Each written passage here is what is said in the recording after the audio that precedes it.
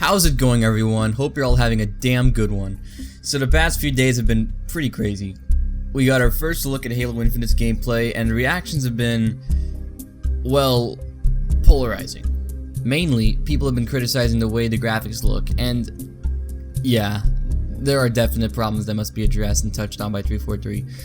Loving the art style though, it's a beautiful mix of classic and 343 era. But today we're not going to be talking about the gameplay. Today I want to talk about our big bad, or at least one of our big bads for Halo Infinite, Escharum. Alright, so this guy is freaking badass. His design's badass, his voice is badass, and his motives are badass. He's a brute war chief and the leader of all the Banished forces on the Halo ring. But what makes this guy so interesting is how he talks to Chief in his little speech he has. First, he boasts about the victory over the UNSC, but saying that despite it, he grew weary without something or someone to challenge him. It's like he's that one brute that wanted to have a duel with you in Halo 3, or he's quite literally this meme personified as a character. Finally, a worthy opponent. Our battle will be legendary. In his words, the UNSC got absolutely annihilated by his forces. Without a threat or challenge to face for months, he felt lost and alone in the ring. Especially because when he defeated the UNSC, he thought that the Chief died along with them. But once he found out that Chief was alive, it got him out of his funk. What makes this guy so different from any other antagonist that we've dealt with so far in Halo is this. He is the first antagonist to be hunting the Chief, not because he's afraid of him, or because he needs to make sure that his species claims the mantle of responsibility, or because he needs to infect him as part of his goal for the consumption of everything. He is doing it because he wants there to be a legendary story of the two of them battling one another, and for it to be a story that will outlive them both. I mean, he's even motivating Chief in a way by telling him to set a fire in your heart, Spartan.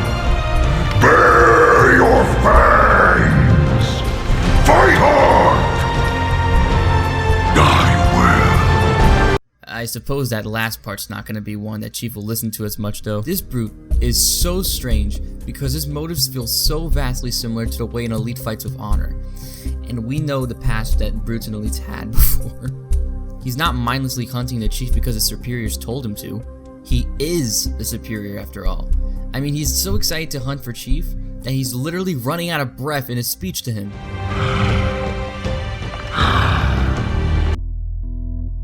But why? Why is he so eager to hunt him? Because most of the soldiers in the Banished are formerly from the Covenant. Escharum knows who Chief is. He knows how much fear he struck into the Covenant Empire, and he loves that. It's the perfect remedy to his loneliness of not being able to face an actual challenge. I am extremely excited to see what this character has to offer us in the story, and I already want to see more of him. I believe that if he's executed right, he could very well be one of the best antagonists in the Halo game we've seen yet. Truth and his cronies started a pointless war to hide a lie that would turn their entire empire against him.